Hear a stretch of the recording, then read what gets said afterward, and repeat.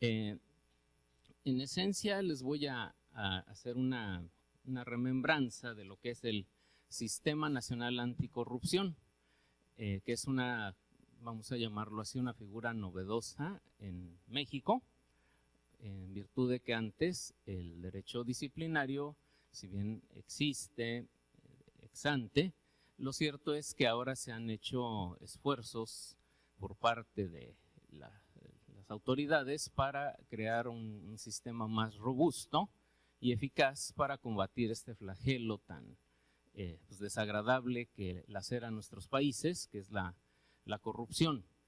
Además, sí es importante precisar que pues México firmó algunos tratados en relación con este tema y también por eso se vio constreñido a crear este sistema. No sería honesto de parte de nosotros decir que es algo que nació de manera endógena, sino más bien es una situación exógena, esto es, pues viene de los convenios en materia de derecho internacional que se ha asignado México y pues se ha creado este sistema. Voy a explicarles cómo se ha ido desarrollando, es una, digamos, una estructura de lo que voy a decir. Primero les diré cuáles fueron las reformas constitucionales que se llevaron a cabo para instaurar el sistema, después las reformas legales, esto es las normas que emanan de la Constitución para reglamentar el sistema, y luego la puesta en operación de este sistema que, como lo veremos en su oportunidad, pues todavía no se consolida, o mejor dicho, ni siquiera está completo por cuestiones, como siempre, ¿no?, políticas, en donde no hay algunos servidores públicos que se deberían nombrar, y hasta hoy, digamos, no opera como debe ser este sistema, que ese es, vamos, un problema que también se atisba en varios países, ¿no?, la cuestión de la voluntad política. Bueno, y finalmente voy a concluir con el procedimiento que se substancia en razón de la comisión de alguna infracción en materia administrativa que amerita la imposición de una sanción, que eso yo creo que es algo que a ustedes también les va a interesar o es atractivo para ustedes. Pues bien, el Sistema Nacional Anticorrupción se define como el mecanismo en el cual se crean leyes e instituciones que cuentan con la participación de organismos y ciudadanos, que eso es algo como novedoso en México, para enfrentar de manera distinta y amplia este problema ampliamente generalizado en las instituciones mexicanas. El Sistema Nacional Anticorrupción se crea como una instancia de colaboración entre autoridades para definir objetivos comunes que aseguren el resultado en el combate a la corrupción. Para combatir a la corrupción en México se han llevado a cabo reformas constitucionales. Por ejemplo, el 7 de febrero de 2014 se adiciona y reforma diversas disposiciones del artículo 6 de la Constitución en materia de transparencia. ¿Qué es lo novedoso y que tiene que ver con nuestra materia? Bueno, que se amplía el catálogo de sujetos obligados a transparentar su información. Por ejemplo, se impone la obligación de hacer pública la información de los partidos políticos, porque hasta esa fecha no se les consideraba sujetos obligados en materia de rendición de cuentas, a pesar de que recibían caudales públicos. Los sindicatos, que bueno, ahí es un problema de opacidad del manejo de los recursos, de estas cuotas que dan los sindicalizados al gremio, que no se sabe pues para qué se ocupan, etcétera, ¿no? Y los órganos autónomos, que bueno, en varios países, yo creo que Panamá no es la excepción, la administración pública ha necesitado crear organismos ad hoc para ciertas materias donde debe manejarse la administración de manera técnica. En el caso de México, el primer órgano constitucionalmente autónomo fue el Banco de México, que es el que maneja la política monetaria de México, y la emisión de moneda, que eso es bien importante, porque en México, cuando el presidente de la República tenía la facultad de decidir el manejo de la emisión de moneda se ponía, como se decía en esos tiempos, a poner a la maquinita a trabajar, emitir billetes, y con eso se financiaban programas públicos que a la postre pues generaba hiperinflación y no era una cuestión que pues fuera buena para la población en general. Entonces se le da la autonomía al Banco de México y él es el que se encarga de manera, como lo he dicho, independiente, de fijar las políticas monetarias, de decidir que cuánto es el circulante, si lo restringe, si lo amplía, así como el defender el valor del peso. Cuando nosotros tenemos un problema de evaluación de la moneda es cuando el Banco de México interviene vendiendo dólares a precios más baratos y con eso hace que se aprecie la moneda mexicana. Obviamente no al grado de mantener siempre su valor. Hemos tenido deslizamientos de moneda importantes que no se han podido parar, pero bueno, la idea es que esa depreciación no venga de golpe en demérito de la economía de todo el país. Estos organismos constitucionalmente autónomos no tenían la obligación de transparentar los recursos que manejaban. Con esta reforma quedan vinculados a hacerlo. Los fideicomisos y los fondos públicos. Los fideicomisos también había sido un mecanismo legal para eludir la obligación de rendir cuentas. Había dineros, fondos públicos que se mandaban a fideicomisos y estos, por ser de carácter privado, se entendía que no había obligación de transparentar su manejo, y esto pues era una forma de eludir las obligaciones en materia de transparencia, y con eso muchos gobiernos pues tenían ahí una caja chica que a veces se hacía muy grande para pues incurrir en lo que estamos hablando, que es la corrupción. Bueno, luego se fortalece al organismo garante en ese tiempo de carácter federal. Me voy a detener después un poquito a explicarles la forma de gobierno de México, porque ustedes entiendo que son una república unitaria y no tienen todos los problemas que el federalismo ha generado en este tipo de cosas. Antes existía un organismo federal, bueno, se fortalece ese organismo, ahora es un organismo nacional que tiene una naturaleza política distinta. Y bueno, sienta las bases también de crear organismos de esa misma naturaleza, esto es de información y acceso a la información pública en los estados. Porque los estados en México, según el sistema de gobierno federal, pues son libres y soberanos y entonces deben tener sus propios institutos, que eso después se cambia por un organismo nacional, como lo explicaré posteriormente. Bueno, y se reconoce obviamente el acceso a la información como un derecho humano, que eso es una cuestión que no es baladí, porque obviamente a veces la autoridad pensaba que hacía un favor en brindar información sobre el manejo de recursos, cuando en realidad las personas tenemos todo el derecho a estar informados en qué se gasta, cómo se gasta y cuáles son los mecanismos que recurre la autoridad para ejercer el presupuesto. Bueno, luego el 4 de mayo de 2014 se publica una ley general de acceso a la información pública. Y ¿esto en qué redunda? Les decía que me iba a detener en la forma de gobierno federal. México tiene para el ejercicio del poder soberano una federación y tiene estados libres y soberanos. ¿Qué quiere decir esto? Bueno, que en ciertas cosas hay facultades que pertenecen a los estados de manera exclusiva, así como a la federación. Y al ser exclusivas, precisamente, como su nombre lo dice, son excluyentes. Las únicamente una de esas, digamos, esa forma de gobierno la puede ejercer. Bueno, pero entonces, ¿qué se le ocurrió? ¿Esto en qué redundaba? Bueno, que los estados, precisamente aprovechando esta soberanía a su interior, pues hacían un manejo más bien discrecional o a veces arbitrario de todos estos organismos. ¿Qué se le ocurre al legislador para, digamos, darle la vuelta a el sistema de gobierno federal, bueno, crear algo que se llama leyes generales. ¿Qué es una ley general? Bueno, es una ley que emite el Congreso Federal, porque en México hay un Congreso Federal, ustedes nada más tienen un Congreso, por lo que entiendo. En México hay Congreso Federal que además se integra bicameralmente por senadores y diputados. Y además los estados, cada de las 32 entidades federativas tiene su propio Congreso.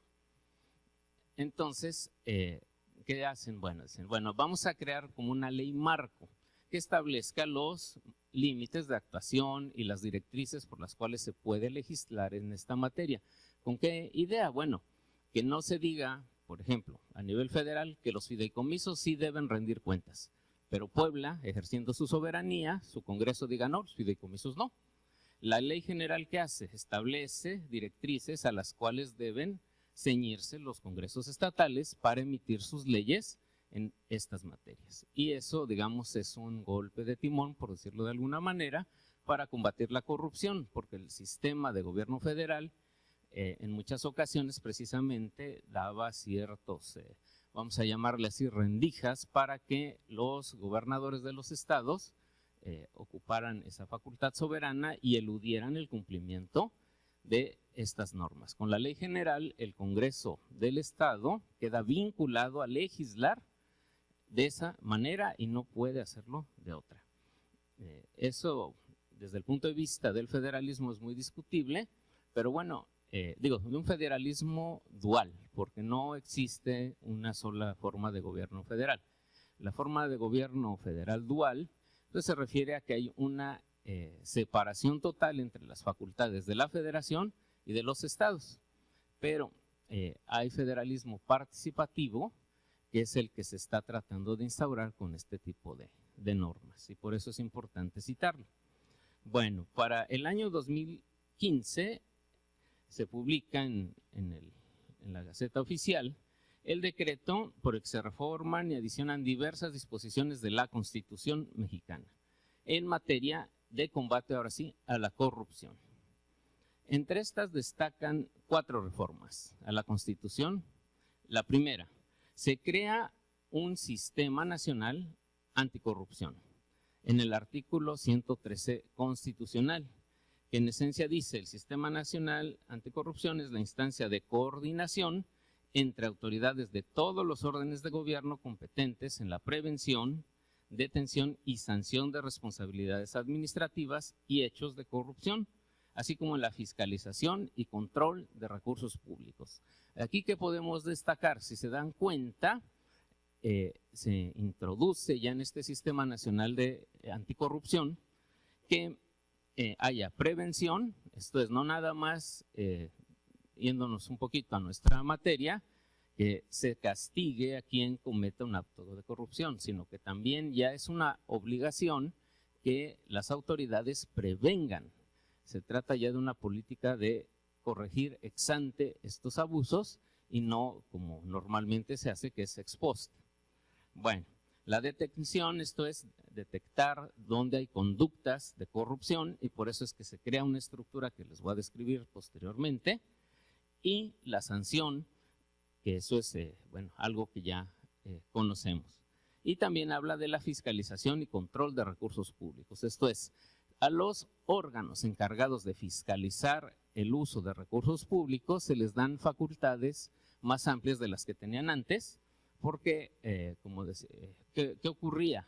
A veces el órgano de fiscalización decía: tal autoridad incurrió en esta conducta infractora. Ya podría ser una conducta que signifique corrupción o simplemente una conducta irregular. ¿Qué diferencia hay?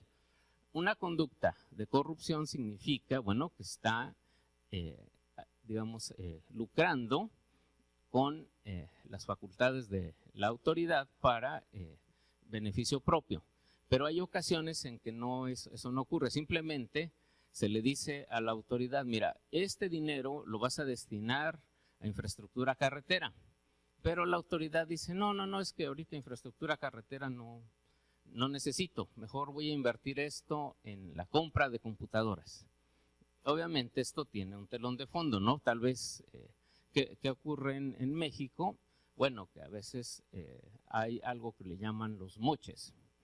¿Qué es el moche? Bueno, tú me das la compra y, por decirlo de alguna manera, la empresa que vende las computadoras ofrece una cantidad superior a lo que daría la empresa que se va a encargar de, ya sea darle mantenimiento a la infraestructura carretera o construir un camino, etcétera. Entonces, esto, bueno, se cambia de destino, el dinero se gasta, esto es, no se roba, para decirlo en una palabra clara, sino que se gasta, se ejerce el presupuesto y en beneficio de la población, pero de una manera distinta a cómo se indica en las directrices. Entonces se habla de una conducta más bien irregular. Bueno, la segunda es el reconocimiento que tiene la facultad del Congreso para expedir leyes que establezcan las bases del Sistema Nacional de Anticorrupción. Esto es lo que les decía.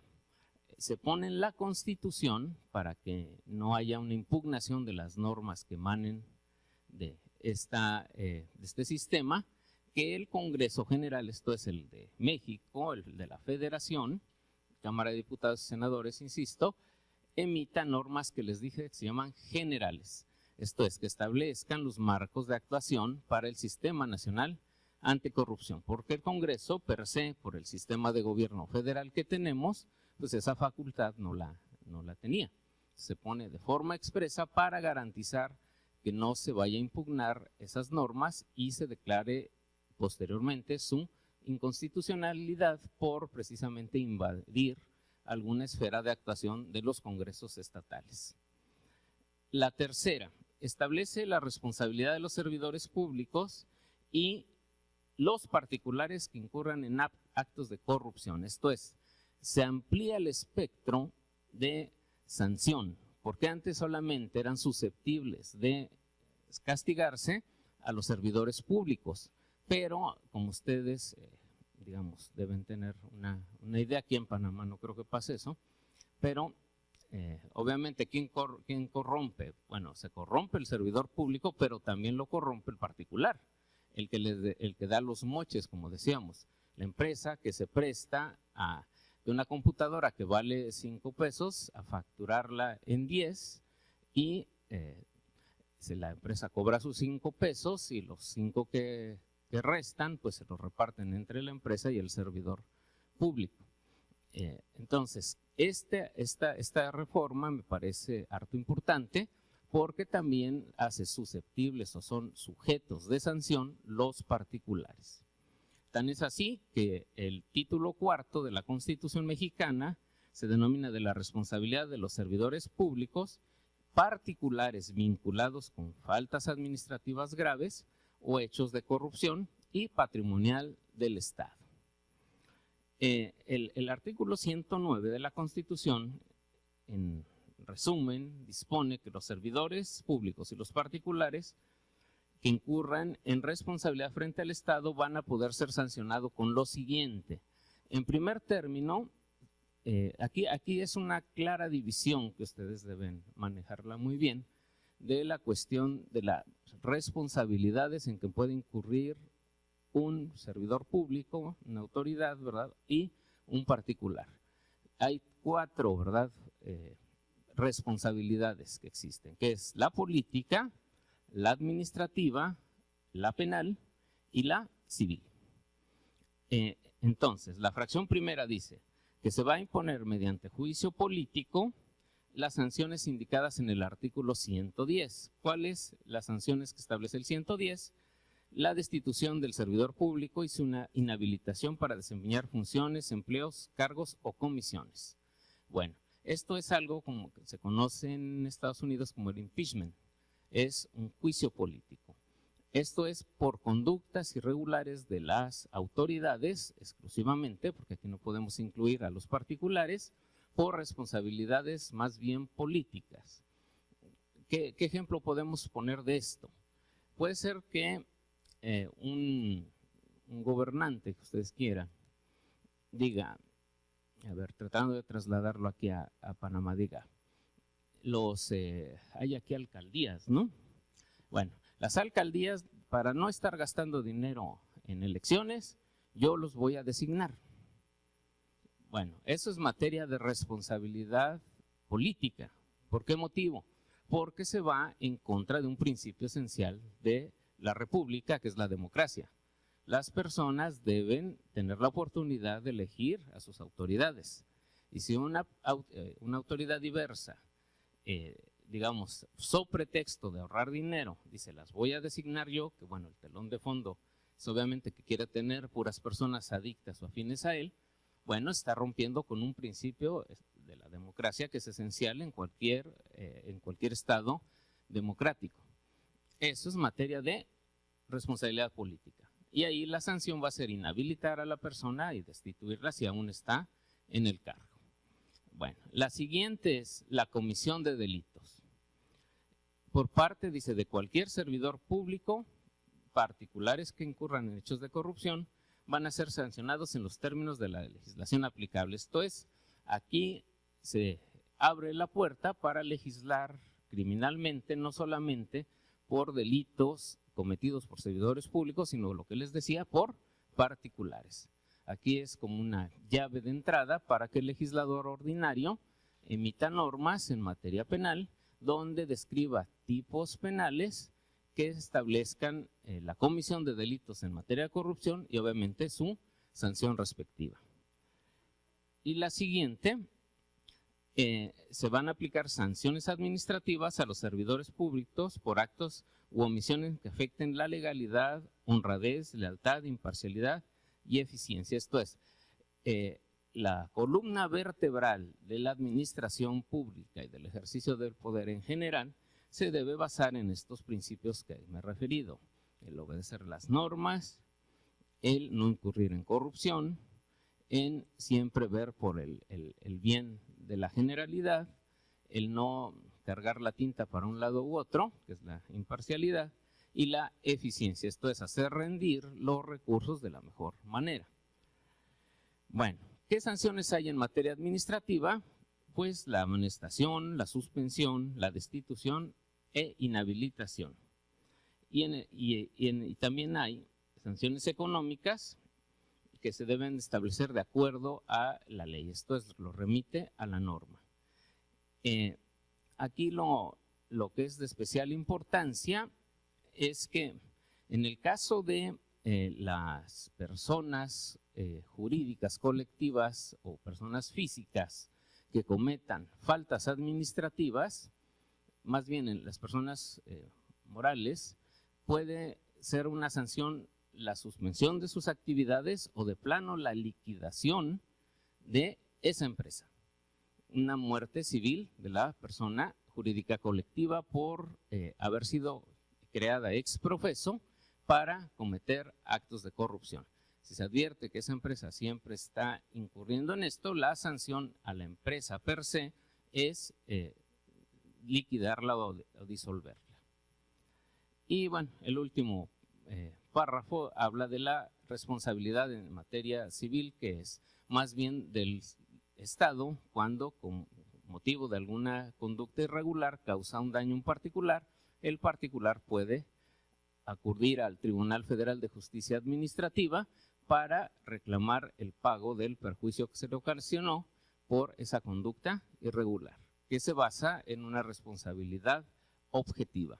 ¿Qué es la responsabilidad objetiva? Bueno, que no nos importa la intención, simplemente si se produjo un daño, eso debe repararse, con independencia de que se haya hecho a propósito o de manera, llamémosle lato sensu, culposa.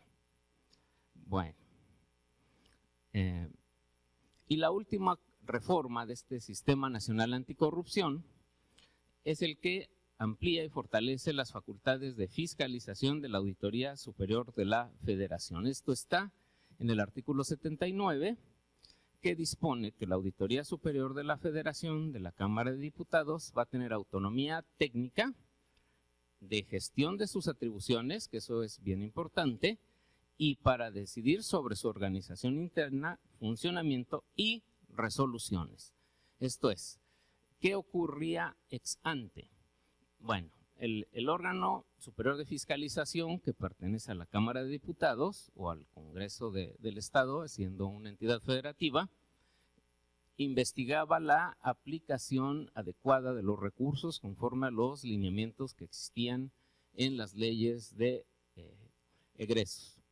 Si un servidor público había cometido alguna conducta que se considerara irregular, emitía un dictamen y ese dictamen lo votaba el pleno, ya sea de la Cámara de Diputados o de la legislatura local.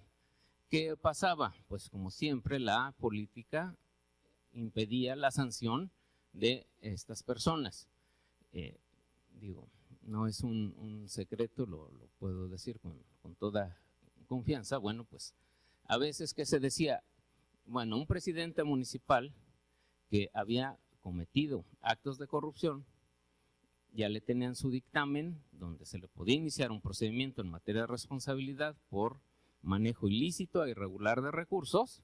Se le decía, mira, vamos a ver que el Congreso diga que el dictamen no sirve y tú a cambio vas a hacer todo lo posible para que determinado partido o candidato gane. Entonces, al establecerse la autonomía de las resoluciones, quiere decir que ya no va a pasar este dictamen por el tamiz de la política. Esto es, si el organismo superior de fiscalización determina que hay una conducta irregular o ilícita, entonces lo va a pasar directamente a la autoridad que va a investigar y en todo caso sancionar. Y ya no hay ese filtro de la política de decir el Congreso es quien va a decir la última palabra. Esto me parece que es un cambio más bien sustancial.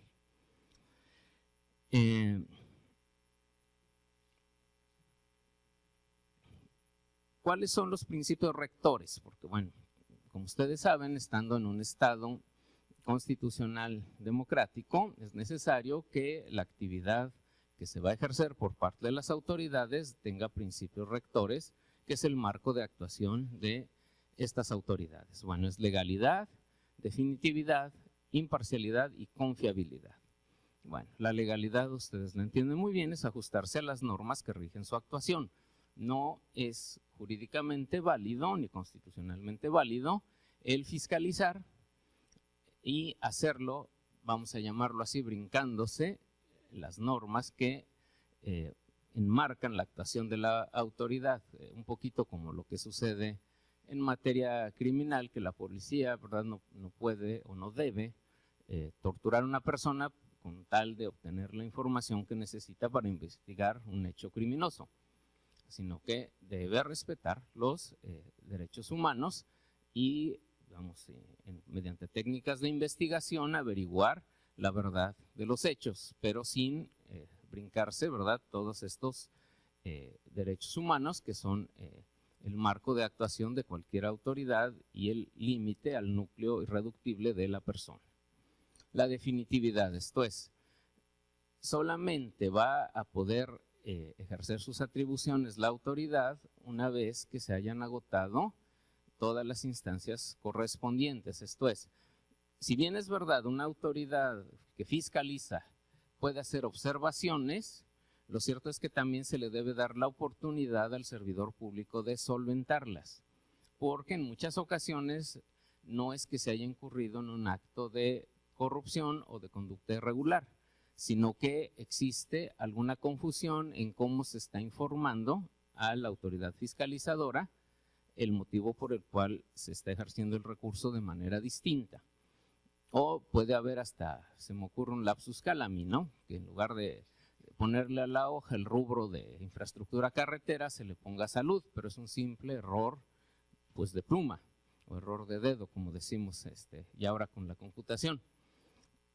Eso, bueno, se puede subsanar. Si se dan cuenta, ¿cuál es el telón de fondo? Bueno, respetar el derecho de defensa y la garantía de audiencia del servidor público. Una vez que se haya precisamente desahogado esto, dándole la oportunidad al servidor público que tiene en su contra o pues en su contra alguna observación, ya se entenderá definitivo. No es, digamos, una cuestión que tenga, como quien dice, la característica de ser una presunción iure sed iure, sino que es necesario darle oportunidad a la persona que se defienda. Con esto logramos un sano equilibrio entre lo que es combatir a la corrupción, pero también los derechos humanos que también las autoridades, por ser personas, pues los tienen. Bueno, la imparcialidad, bueno, quiere decir que no debe actuar de manera, ¿verdad?, como su nombre lo dice, parcial. Esto es, si hay la misma observación para A y para B, pero como A es mi cuate, pues la soslayo o la matizo, y a B le aplicamos todas las, ahora sí que las de la ley. No debe incurrir en eso, debe ser un organismo que fiscaliza de manera más bien neutra. Y la confiabilidad, bueno, pues quiere decir que su actuación debe ser lo más eficiente posible, con la finalidad de que no esté en tela de duda su actuación. Esto, guardadas proporciones, se parece a los impedimentos en materia judicial. ¿Qué pasa con los impedimentos? Ustedes los deben conocer. Por ejemplo, un juez no está legalmente facultado para resolver algún asunto en donde esté, por ejemplo, involucrado su hijo. ¿Y esto por qué es? Porque necesariamente va a cargar la mano a favor de su hijo, no. Puede ser que jueces actúen de manera íntegra y tal vez hasta más, de manera más estricta, pero habrá otros que no. Entonces, ¿para qué se debe excusar el juzgador? Bueno, para que no esté en tela de duda la imparcialidad de esa decisión. Mejor que lo conozca otro, que no sea ahora sí que el papá de uno de los involucrados, y con eso quitamos ese halo de ¿qué? De duda, porque no necesariamente, repito, va a actuarse de manera parcial, pero sí hay ese problema de decir, no, pues está su hijo, pues a mí le echó la mano, ¿no? En caso de que resulte favorecido. O al revés, ¿no? No, pues porque como está su hijo se puso muy estricto y esto pues no es así. Entonces quitar ese halo de duda, entonces también debe tener esa confiabilidad la fiscalización que hace el órgano superior. Bueno, derivado de sus investigaciones, el órgano superior de fiscalización puede promover las responsabilidades que sean procedentes, ya sea ante un organismo constitucionalmente autónomo que nació con esta reforma, que se le denomina Tribunal Federal de Justicia Administrativa, o en su caso, la Fiscalía Especializada en Combate a la Corrupción, que es también otro organismo que no es constitucionalmente autónomo, sino que es más bien independiente de la Procuraduría General de la Fiscalía, ahora ya se llama Fiscalía General de la Nación, que va a especializarse en investigar y ejercer la acción penal por delitos cometidos por corrupción. Pero se dan cuenta, investiga la auditoría y puede dirigirse a estos órganos de manera inmediata. Bueno, un elemento fundamental en la construcción del sistema fue privilegiar la participación ciudadana en coordinación con las instancias públicas en lucha contra la corrupción. Esto es, la meta del Sistema Nacional Anticorrupción es que sea presidido por los ciudadanos y que sirva a estos. El Sistema Nacional Anticorrupción trató de crear instituciones fuertes y autónomas para prevenir y castigar este flagelo. El sistema se ideó para coordinar a las autoridades federales, estatales y municipales, para que prevengan, investiguen y sancionen las faltas administrativas, así como los hechos criminosos en materia de corrupción. Bueno. Ahora, estas reformas que acabo de explicar son las constitucionales, pero como ustedes saben, para operar un sistema no basta que esté en la Constitución, sino es necesario que se creen normas que, por decirlo de una manera coloquial, lo echen a andar. ¿Cuáles son la emisión de estas normas o reformas que le dan cuerpo al Sistema Nacional de Corrupción? Bueno, el 18 de julio se aprueban leyes secundarias, se emiten nuevas leyes completas. ¿Cuáles son? Ley General del Sistema Nacional Anticorrupción. Esta ley se creó para establecer las bases de coordinación entre la federación, las entidades federativas y los municipios y las alcaldías de la Ciudad de México para el funcionamiento del Sistema Nacional Anticorrupción. Siguiente norma, la Ley General de Responsabilidades Administrativas. Ley general, repito, tiene la misma connotación de lo que decíamos al principio. Gracias, ya me van a callar. Bueno, es una ley general que quiere decir, bueno, pues que va precisamente a dar marcos de actuación que son vinculantes para los congresos de los estados en relación con el sistema nacional. La Ley Orgánica del Tribunal Federal de Justicia Administrativa se establece para la integración, organización, atribuciones y funcionamiento del Tribunal Federal de Justicia Administrativa. ¿Qué es el Tribunal Federal de Justicia Administrativa? Es un órgano ya con plena autonomía que, aparte de conocer de la validez de los actos de la administración pública, se convierte también en un juzgador natural de las faltas graves en materia administrativa. Esto es, quien impone la sanción va a ser este órgano jurisdiccional. ¿Cuál es el cambio harto importante? Que deja de ser un organismo descentralizado de la administración pública para convertirse en un órgano constitucionalmente autónomo. ¿Cuál es la diferencia? Bueno, un órgano descentralizado se entiende que forma parte de, vamos a llamarle así, lato sensu, del equipo de trabajo del presidente. Un órgano constitucionalmente autónomo no tiene, digamos, una relación jerárquica con el titular del Ejecutivo Federal. Y la Ley de Fiscalización y Rendición de Cuentas de la Federación. Esta ley se crea para precisamente dar los parámetros para la revisión y fiscalización de la cuenta pública. Ahora, se reforman la Ley Orgánica de la Procuraduría General de la República para establecer o crear precisamente esta Fiscalía Especial en materia anticorrupción. Se trata de que los fiscales estén avesados en la investigación y integración ahora sí que de esta pesquisa en materia de estos hechos que, digamos, por su naturaleza no son como el grueso de los delitos. Ustedes saben que desafortunadamente la corrupción incurre en utilizar muchas figuras para ir eludiendo el cumplimiento de la ley. Se utilizan interpósitas personas para cometer los actos de corrupción. Entonces la idea es que todos los fiscales que estén en esa Fiscalía Especial tengan los conocimientos necesarios para poder investigar y llevar a buen puerto en todo caso, ¿verdad?, una sanción a esta persona que comete un hecho de corrupción. El Código Penal Federal, bueno, pues ¿qué se hace? Pues se crea un título especial de delitos por corrupción. Y la Ley Orgánica de la Administración Pública Federal se reforma para establecer el papel de la Secretaría de la Función Pública, que es la que se encarga precisamente en principio de investigar y sancionar a los servidores públicos en la federación que cometen conductas irregulares o ilegales. Bueno, una vez que entran en vigor las leyes nuevas, así como las reformas a los cuerpos normativos, se integra los órganos del Sistema Nacional Anticorrupción, que por razón de tiempo solamente los mencionaré, que es el Comité Coordinador,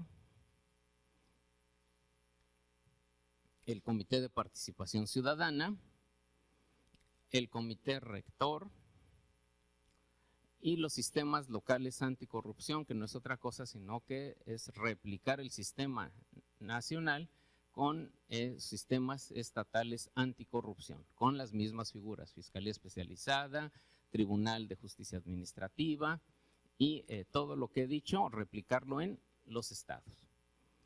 Bueno, este diseño tiene como propósito abarcar las materias de fiscalización, investigación, control, vigilancia, sanción, rendición de cuentas y participación ciudadana. ¿Qué quiere decir? Se involucra, para ir concluyendo, a las dependencias que tienen información que, digamos, cruzándola es posible detectar hechos de corrupción. ¿Cuál era el problema antes?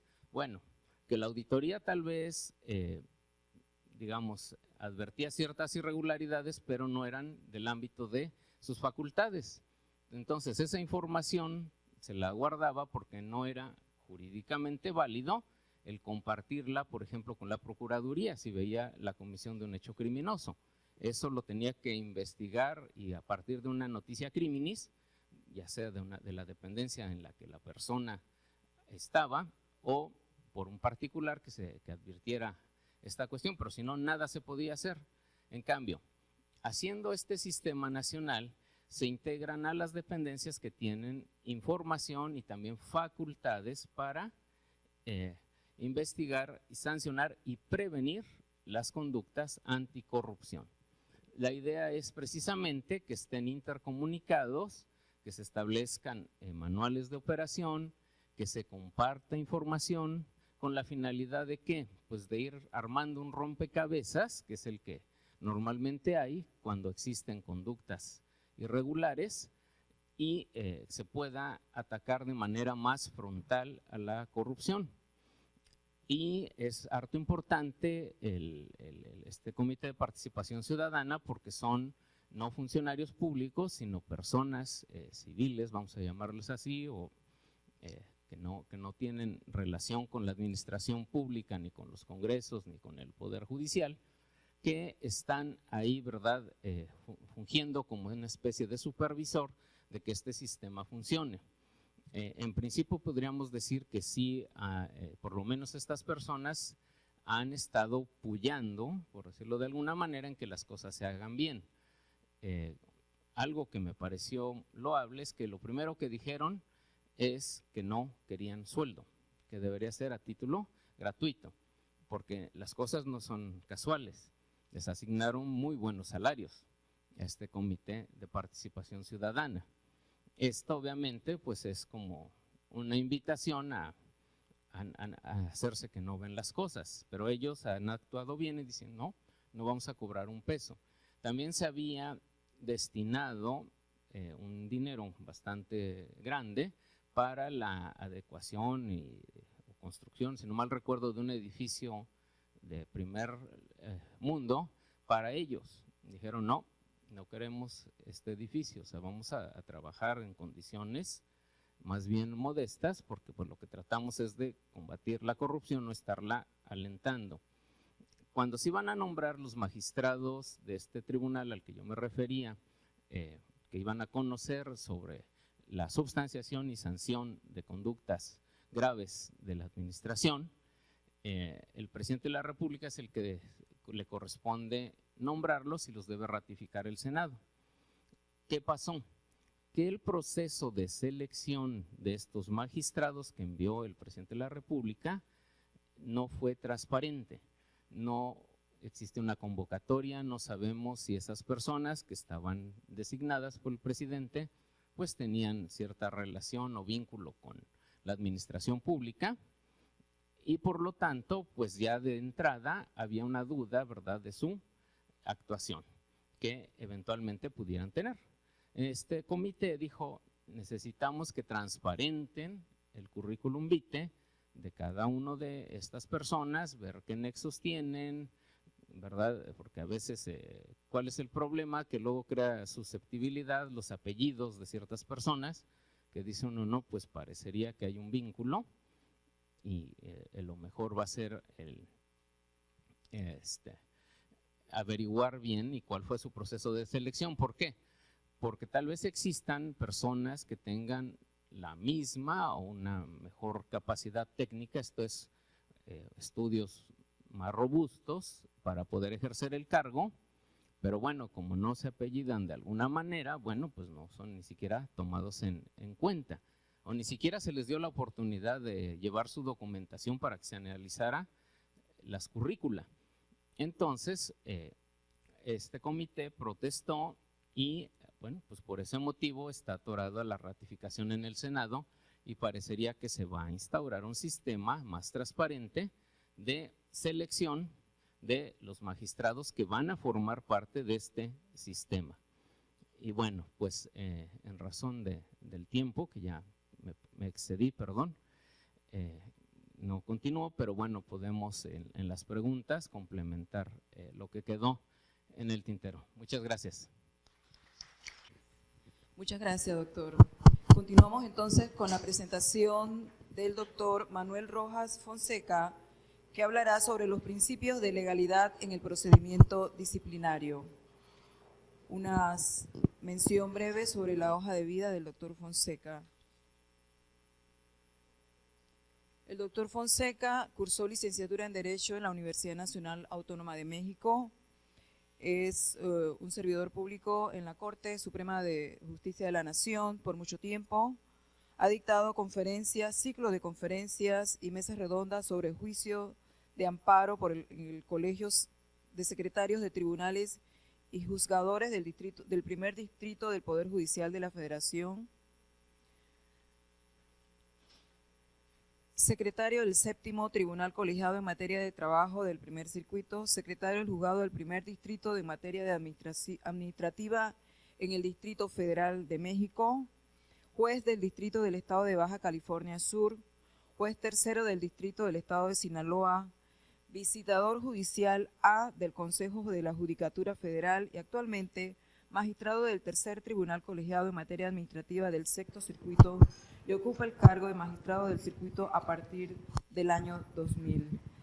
Tiene aún mucho más credenciales que leer, pero por efectos de tiempo vamos a quedarnos aquí. Invitamos al doctor a su participación. Bueno, tengo el gusto de estar aquí con ustedes para platicar brevemente sobre el principio de legalidad en el procedimiento administrativo disciplinario. Y brevemente nada más voy a compartir con ustedes algunas cuestiones especiales sobre el principio de legalidad en el procedimiento administrativo sancionador o disciplinario. Y ya el doctor Andrade comentó sobre la situación de la responsabilidad de los servidores públicos se da en cuanto a ámbito civil, penal, política y administrativa. En México, lamentablemente, la responsabilidad administrativa casi no se ejerce. Para mí no tendría que ver nada en el ejercicio de la función que incida o no políticamente en cuanto a que sea un acto netamente político, sino basta que sea un servidor público de alto nivel, un titular de uno de los poderes, de los tres poderes de la Unión o de uno de los poderes de las entidades federativas, en razón de su alta investidura, de su cargo, de ser verdaderamente funcionarios y no servidores públicos y de no cumplir el principio legal y constitucional para el que fueron llamados, pues implica que el órgano legislativo federal o local puede sancionarlos políticamente. Ellos llevan a cabo un procedimiento y lo inhabilitan o lo destituyen o lo suspenden. Yo lamento que en México casi esto no se haya llevado a cabo. Ustedes mismos, si están al tanto más o menos de las noticias internacionales, en México casi no sabrán de una responsabilidad que se haya ejercido por un órgano legislativo políticamente en contra de un servidor público, lo cual es muy lamentable, porque ellos no necesitan seguir ese procedimiento administrativo o demandar penal o civilmente al servidor o al funcionario, mejor dicho, sino que basta que son plenamente autónomos y constitucionalmente competentes para ejercer esa función, pero lamentablemente no la hacen. No sé si con el cambio del nuevo gobierno que tengamos en México, que tanto se dice que va a haber legalidad, que van a cambiar mucho las cosas, bueno, vamos a ver si es cierto que se haga algo.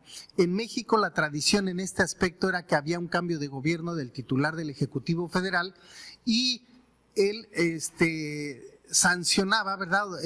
Destituía así casi por su palabra y su autoridad a algunos servidores del sexenio pasado, pero eran uno o dos que abusaron excesivamente y que no eran del equipo y ya. Y entonces con eso me legitimo, porque ya es un nuevo gobierno y metemos a la cárcel uno o dos servidores. Y no pasaba de ahí y después ya ni siquiera eso se ha hecho. A pesar de que en México haya habido cambios de partidos, de titulares de partidos políticos, no ha habido relevancia, cuando menos yo lo veo así, en el ámbito de la responsabilidad administrativa ejercida por órganos políticos o contra altos funcionarios de la Federación o de los estados. En materia civil implica pues casi demandar un daño moral. Si yo fui sujeto de un acoso sexual, por ejemplo, o de un acoso laboral, pues no solo puedo demandar vamos a decir, mis derechos laborales, sino también por la vía civil una indemnización por ese daño moral que se me ha causado. Entonces, en México hasta ahorita casi tampoco se ha hecho. Las demandas civiles por daños morales no vienen siendo en contra de funcionarios o servidores públicos, casi no tenemos esos casos. Penalmente es pues el delito que cometió, ¿verdad? El uso indebido de recursos, el ejercicio indebido del cargo, a integridad, daño a la integridad física, etcétera, será el correspondiente. Y en materia administrativa, ¿qué es lo que vamos a ver? Pues es lo que se busca es dentro de, aparte del sistema, bueno, que ya comentó, está incluido dentro del Sistema Nacional Anticorrupción, el doctor Andrade. Lo que se busca aquí, ¿verdad?, según un criterio propio de la Corte, es la manifestación del derecho administrativo sancionador se da cuando se presuponga la existencia de un tipo administrativo que conlleve el reproche a una infracción que entraña la transgresión a la legalidad, honradez, lealtad, imparcialidad y eficiencia que deba observarse en el desempeño de sus empleos, cargos o comisiones públicos y dé lugar a surgimiento de responsabilidad administrativa. 2, que se siga en forma de juicio, ¿verdad? O un procedimiento administrativo seguido en forma de juicio en el cual se le da garantía de audiencia y de defensa al imputado, en el cual se determine si la conducta, acción o omisión de quien desempeña el servicio público contraviene aquellas prohibiciones a las cuales se sujeta en el ejercicio de función. Y 3, que tenga por finalidad procurar la correcta actuación de los servidores públicos, sancionar a los infractores y en su caso lograr la restitución de aquellos bienes jurídicos que fueron afectados en forma irregular en su actuación. ¿Verdad? Ese es el concepto de sanción que se le da dentro del procedimiento administrativo. Normalmente en casi todos los casos hay una fase de investigación. Se supone que hay una conducta irregular o indebida de parte del servidor público y entonces viene una fase de investigación que se ejerce de oficio, ¿verdad?, por los superiores o por el órgano interno de control, normalmente también sin la participación del servidor público. Se investiga primero, pues si efectivamente hay algo indebido, ya se obtienen los datos suficientes y se considera que sí hay algo indebido y entonces sí, con estos elementos se inicia el procedimiento. ¿Qué pasa si no interviene el servidor público en esta fase de investigación de la autoridad? Muchos han alegado que es ilegal esa investigación. Pues no puede considerarse como ilegal. ¿Por qué? Porque nada más la autoridad está viendo si tiene elementos suficientes para considerar que se violaron las disposiciones o las obligaciones que tiene en cuenta el servidor. Es que no me dieron garantía de audiencia, no importa. La autoridad decide si hay o no elementos para iniciar un procedimiento. Ya que inicia el procedimiento, entonces sí puede decir de qué te acusa y cuáles son las pruebas que ya tiene, para que entonces tú tengas amplitud de defensa. De tal manera que en esa etapa previa de investigación no se necesita la participación del servidor. Ahora, tampoco esto es tajante, porque muchas veces sí se le da una intervención, pero casi de tipo informal. Es decir, no se le hace saber por escrito que se investiga, tampoco se le pide que nombre un defensor, no se le da oportunidad amplia defensiva, no, es una mera intervención casi de tipo informal, ¿verdad? Para que él pueda decir, bueno, qué elementos tiene o qué sabe al respecto.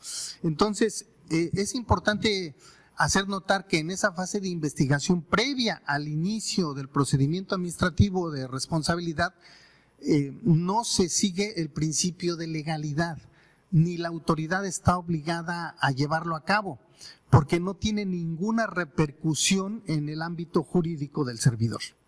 Y dice, bueno, es que mi imagen, es que mi reputación, es que todos ya se dieron cuenta que me están investigando, es que, pues, bueno, ese es el riesgo que corre uno, ¿no? Entonces, a veces es peor que se sepa que todo lo que haces y que nadie hace nada. Entonces, mejor que se haga una investigación. Entonces, luego, la otra forma de que se inicie un procedimiento es a consecuencia de una denuncia. Y normalmente en el ámbito interno, no sé si sucede en todos lados o no, pero si es un empleado que es afectado, ¿verdad? Caso típico de una mujer que sea acosada laboral o sexualmente, o que en el acoso laboral, por ejemplo, pues le ponen una carga excesiva de trabajo, ¿verdad? La gente casi no es muy dada a denunciar. Prefieren conservar su trabajo a decir, me meto en un problema con el jefe y no sé cómo vaya a salir librada de esto y a lo mejor la que sale corrida de aquí soy yo. Y en muchos casos pasa. Luego por eso hacen denuncias anónimas. Y normalmente se dice, no, pues es que esta denuncia no sabemos ni quién la hace y no hay pruebas y la autoridad no actúa. Yo critico esa forma de actuación de la autoridad porque basta que tenga conocimiento, aunque la denuncia sea anónima, para que ella pues empiece a investigar. No puede decir, es que esta denuncia no fue ratificada, se desecha. Es que esta denuncia no tiene pruebas, se desechan. Pero tu autoridad tienes todos los elementos para llegarte de todas las pruebas que sean necesarias y corroborar si esa denuncia. Además, en el caso de las procuradurías, ustedes no dejarán mentirme, uno sabe más o menos por el tipo de denuncia que se hace, si nada más es por molestar o efectivamente puede haber algo de cierto en lo que se dice. Ustedes con la práctica saben, una persona cuando declara si está diciendo casi la verdad o no, aunque no tengamos un polígrafo, pero por la forma en que declaran y dicen y denuncian, entonces uno puede saber si tiene cierto grado de certeza o no lo que dice. Y entonces creo yo que en este ámbito debe de haber una acción más participativa, una intervención oficiosa de parte de la autoridad investigadora, para tener una denuncia irregular y ella actuar, ¿verdad? O la otra, tener mecanismos, se hablaba de la prevención, pues mecanismos preventivos donde no esperar a que las cosas lleguen a los extremos tales que se vuelve un descontrol, sino tener mecanismos preventivos, cosas tan sencillas como encuestas anónimas, ¿no? Encuestas anónimas o investigaciones de oficio del uso de recursos para efecto de saber más o menos cómo van las cosas. Pero no somos muy dados a estos sistemas. ¿Será porque no tienen ninguna repercusión en el ámbito laboral hacia imagen pública o política, verdad? O no se ve que sean indicativos de productividad. Sin embargo, cuando haya un interés propio de la autoridad de órgano interno de control, de que se actúe conforme a la ley, que se respeten los derechos de los trabajadores y que se haga el uso debido de recursos, pues entonces habrá otros mecanismos que sí se tomen de manera preventiva por la propia autoridad para evitar que las cosas tengan que llegar a situaciones graves. El inicio del procedimiento resulta ser muy importante, ahí sí, porque ya tiene que haber quien lo inicie.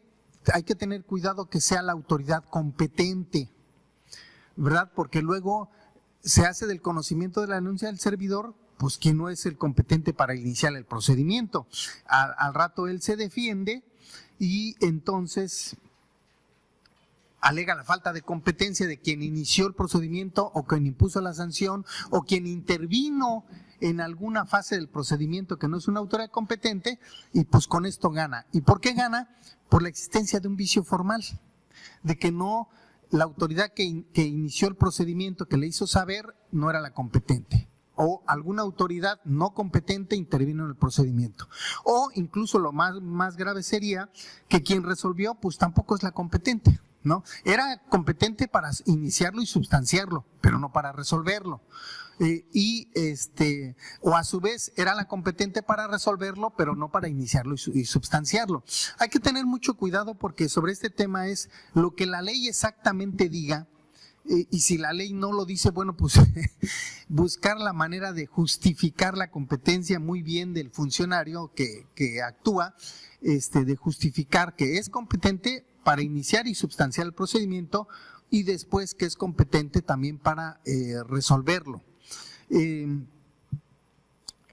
inicio del procedimiento también normalmente se da la facultad a la autoridad de suspender temporalmente al servidor público. ¿Qué razón? Esta facultad se ejerce poco, pero ¿qué razón tendría de ser? Pues que no entorpezca el desarrollo del procedimiento, que no intervenga. Si el jefe sigue estando ahí, ¿verdad? Entonces, pues va a ejercer alguna influencia en el personal que está en esa área para que no denuncie, para que no diga todo, etcétera, etcétera. Aún no estando ahí, la gente siempre queda gente que es incondicional de él o de ella, y bueno, también va a estar de alguna manera procurando favorecerlo, pero la suspensión temporal se debe de dar por dos razones. Una es que se pueda llevar a cabo el procedimiento de manera libre, sin que entorpezca su presencia, sin que su presencia sea intimidatoria o pueda él manipular el desarrollo del procedimiento. Y el otro es porque la falta es tan grave que ya no puede seguir en el cargo. Al principio de presunción de inocencia sí, te suspendo, no te estoy destituyendo, pero es tan grave que no puede seguir. Por ejemplo, un maestro en un acoso sexual hacia las alumnas, pues es que mientras investigamos y como está el principio de presunción de inocencia, mientras no digan que soy culpable, yo puedo seguir aquí. No puede seguir.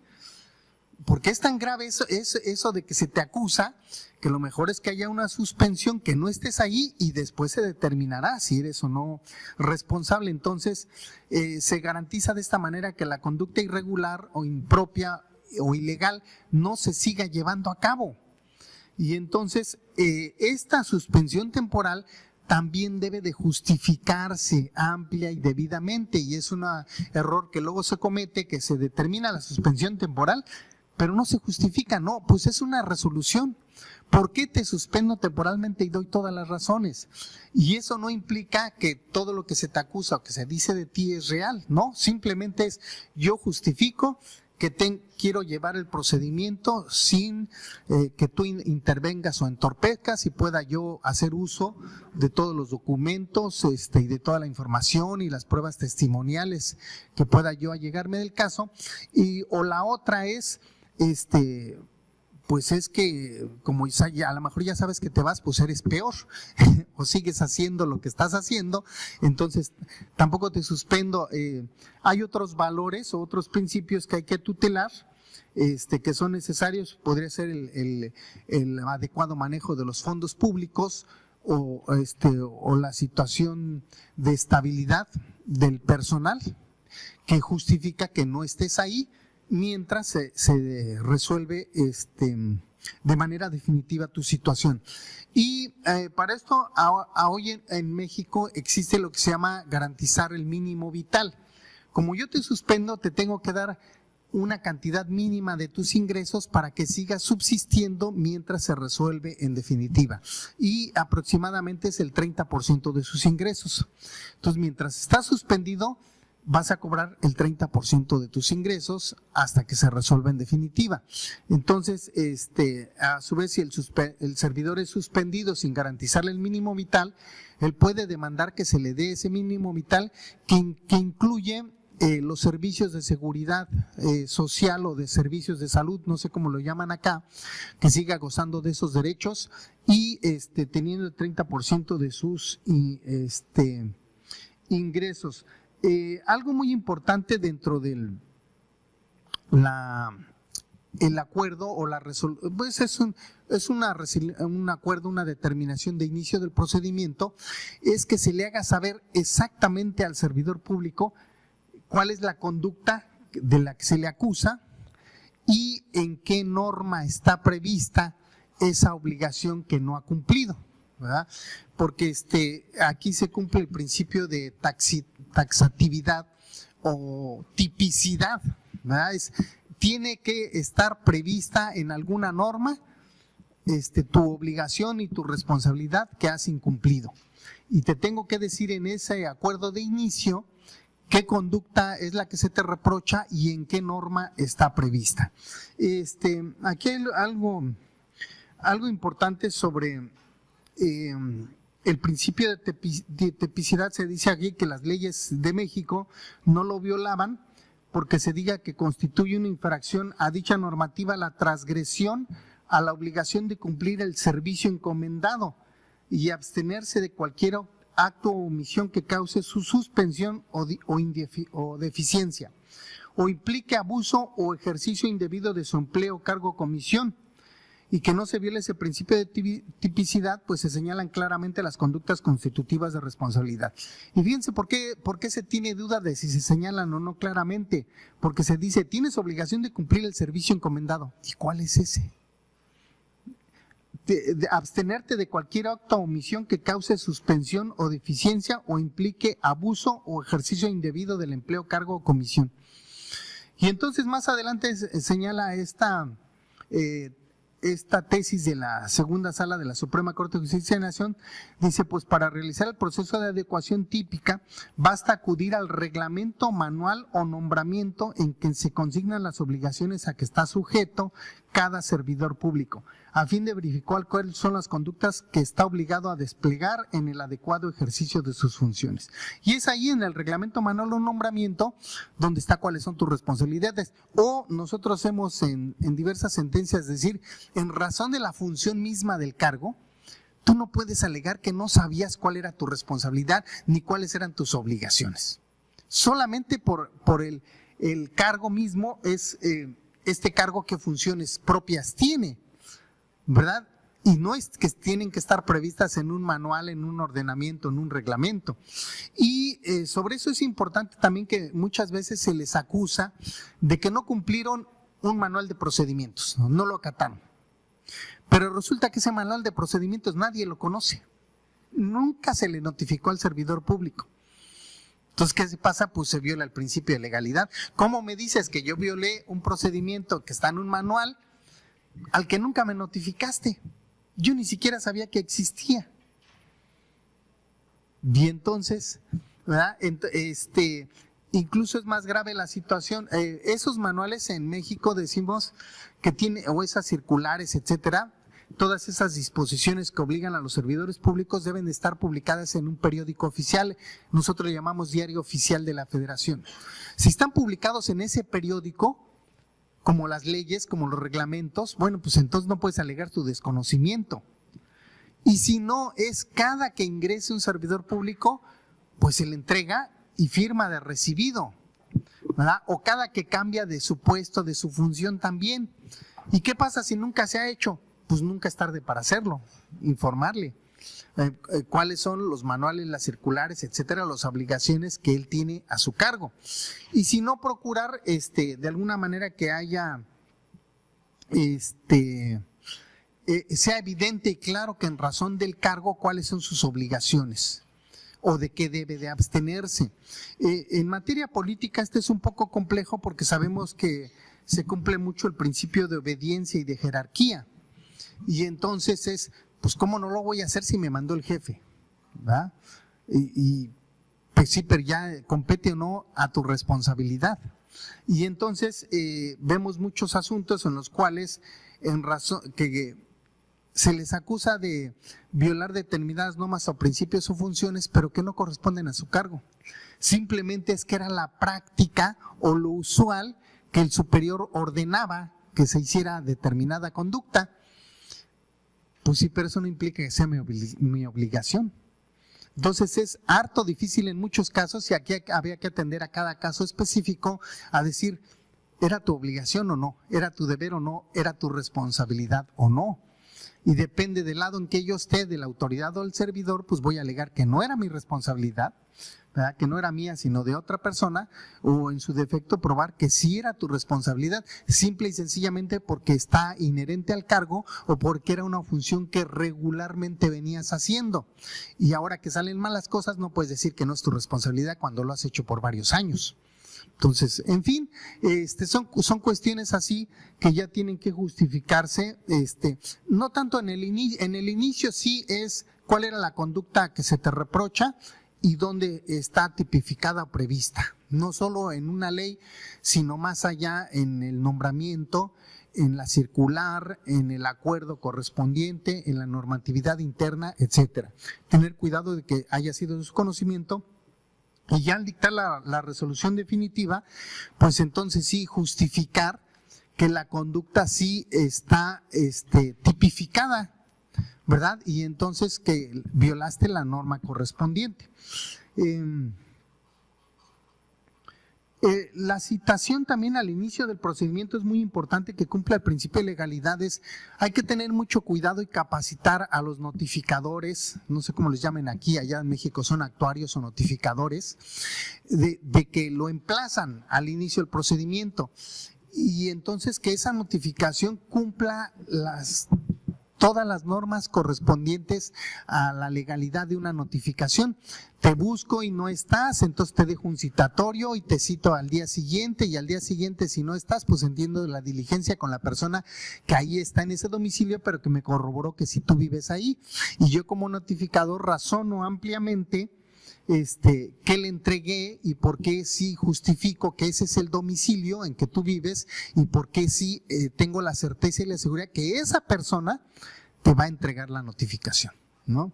Ese es en cuanto a la citación. Luego debe de darse un plazo suficiente y ampliamente razonable para permitir la defensa, porque te cito para que dentro de 3 días comparezcas a la audiencia, pues me están dejando en estado de indefensión. Eso es una violación, ¿verdad?, formal al procedimiento, porque no me das oportunidad suficiente y amplia para preparar mi defensa. No me vas a llevar todos los expedientes con el notificador y decir, aquí está de todo lo que se te acusa y toma, y para que prepares tu defensa. Pues no. Están allá en el expediente correspondiente, tienes que ir a consultarlos, tienes que buscar un abogado, y entonces prepara tu defensa. Y esto es muy importante, entonces, que se les dé un plazo razonable.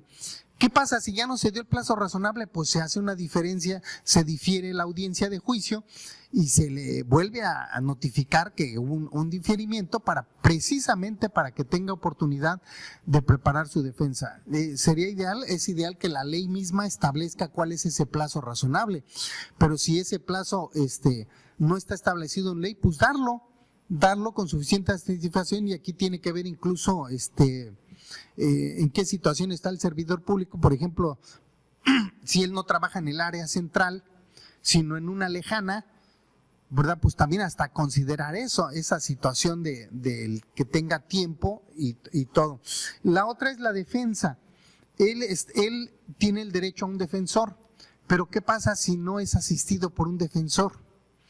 También se considera una violación el que no tenga un defensor y la autoridad no le proporcione uno de oficio, ¿verdad? Porque él no está obligado a tener un defensor particular, sino que se le debe proporcionar uno similar a la materia penal, ¿verdad? Si no hay defensa, si no asiste con un defensor, puede alegar estado de indefensión, ¿verdad? Entonces, también cuidar esa situación, que esté suficientemente defendido o proporcionarle un defensor, y que se le ponga a la vista desde el inicio del procedimiento, y decirle que todo el expediente y toda la documentación correspondiente está a su disposición en tales oficinas, en tal horario, para que él pueda llegar y consultarlos, todo lo correspondiente. En la suplencia, en México, la suplencia, la deficiencia de la queja, en términos generales opera en materia de trabajo, en materia laboral, hacia el trabajador. En México también, va a haber un cambio en esas normas todavía, pero al trabajador se le garantiza toda la defensa, a un empleado. Hay una suplencia total. Pero ¿qué pasa cuando ese empleado es un servidor público? ¿Tiene derecho o no a esa defensa? Bueno, nosotros hacemos una distinción. Si la situación de la cual se le acusa o se le sanciona es materia laboral, sí tiene todo derecho a esa suplencia de ser de defensa. pero si fue por responsabilidad administrativa, no tiene derecho a esa suplencia o a esos beneficios, porque entonces no se le está considerando como trabajador, sino como servidor público. Ya no se habla de materia laboral para nosotros, sino de materia administrativa. Y en esa medida él no tiene esos beneficios de que se le supla la deficiencia de su defensa. Entonces, aún así yo digo, en la materia, en el procedimiento administrativo, lo único que hay que hacer es que tenga garantizada su defensa y que quede claro en el propio procedimiento que se le dio toda la oportunidad para defenderse y de ofrecer todas las pruebas correspondientes y proceder a su desahogo. Ya en el juicio correspondiente, después ya será un juicio contencioso administrativo, o acá en México que será incluso un juicio de carácter constitucional, que es un juicio de amparo. Bueno, ya es otra cosa que ahí se le supla o no sus defensas en cuanto a la deficiencia. En términos generales, nosotros no lo suplimos por ser materia de responsabilidad administrativa de servidores públicos, y lo distinguimos claramente porque no es una situación de materia de trabajo o laboral, o no se le equipara a un trabajador en términos generales, es decir, no se puede estimar como una parte débil que sea digna de una tutela especial o excepcional por parte del Estado. La resolución correspondiente que se dicte, pues debe estar obviamente suficiente, fundada y motivada. Allá tenemos lo que es el artículo 14 constitucional, que habla de las formalidades esenciales del procedimiento. Dice: formalidades esenciales del procedimiento es que se te cite a una audiencia, que se te dé oportunidad de defensa, de presentar alegatos. Muchos juicios se ganan allá por el vicio formal de que no se le dio oportunidad de presentar alegatos.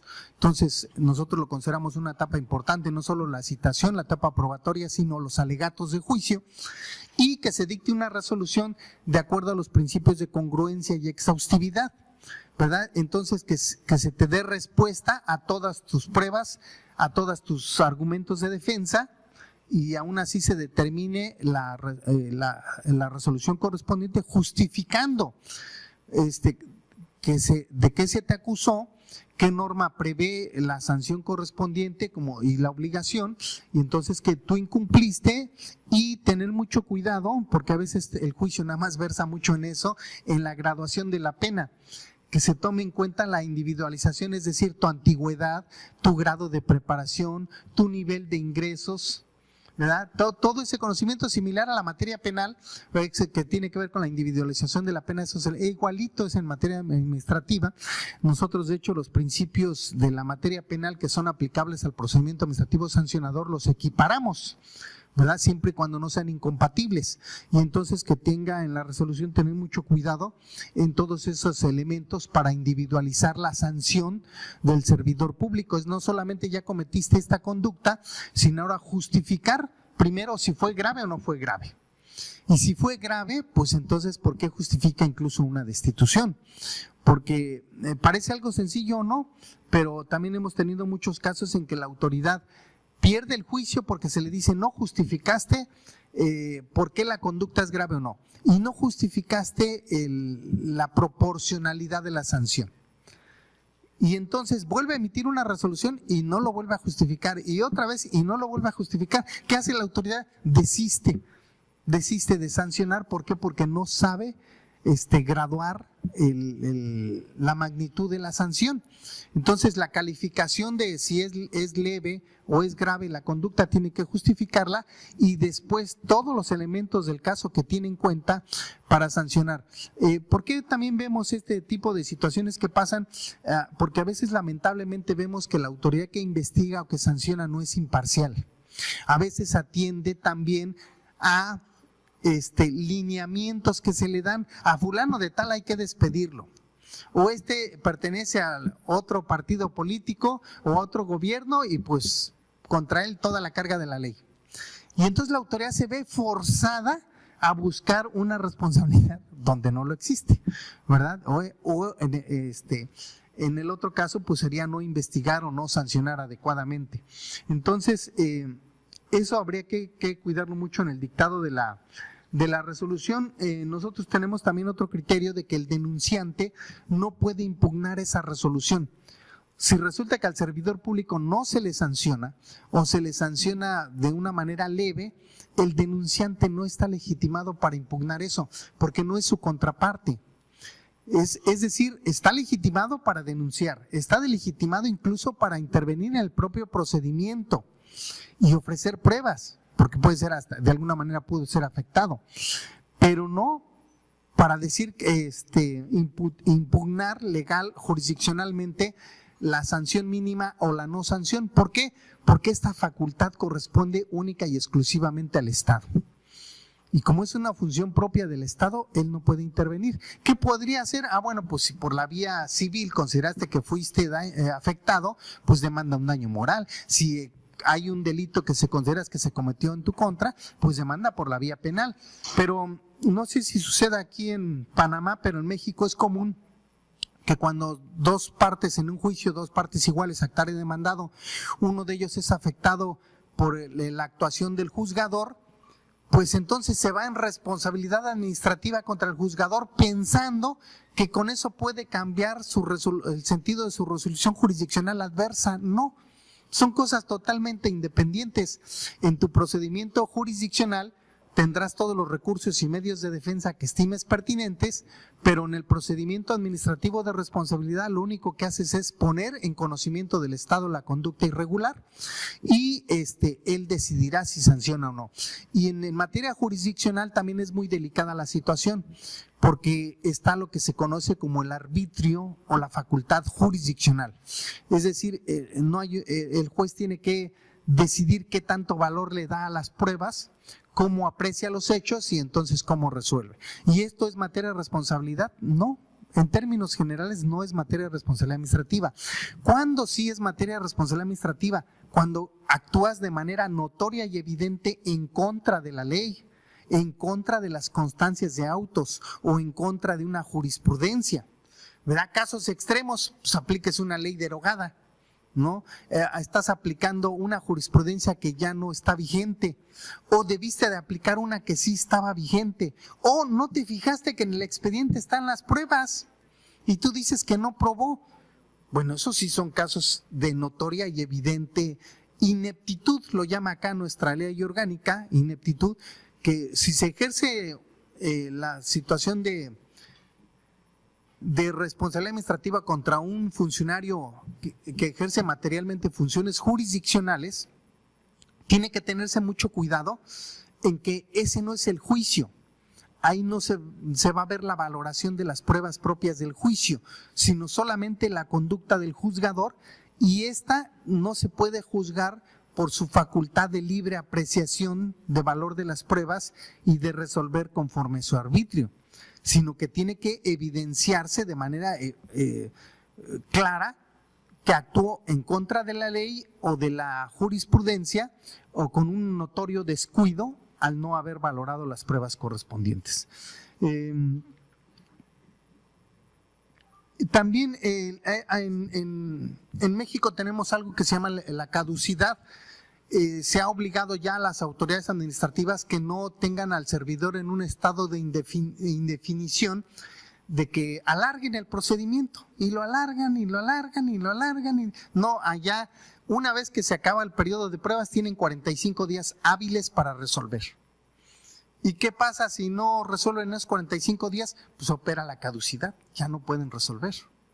Entonces hay que resolver dentro del plazo, y no solo es dictar la resolución dentro del plazo de ley, sino notificarla. Es que si la dicté en el plazo y la notifiqué un mes después, pues no vale, no tiene eficacia mientras no la hayas notificado, porque es evidente que no lo hiciste, simplemente le cambiaste la fecha. ¿Verdad? Tan es así que no la habías notificado. Para nosotros, para que no opere la caducidad, no solo resuelve dentro del plazo, sino notifica la resolución de manera oportuna para que pueda impugnarse por la vía jurisdiccional.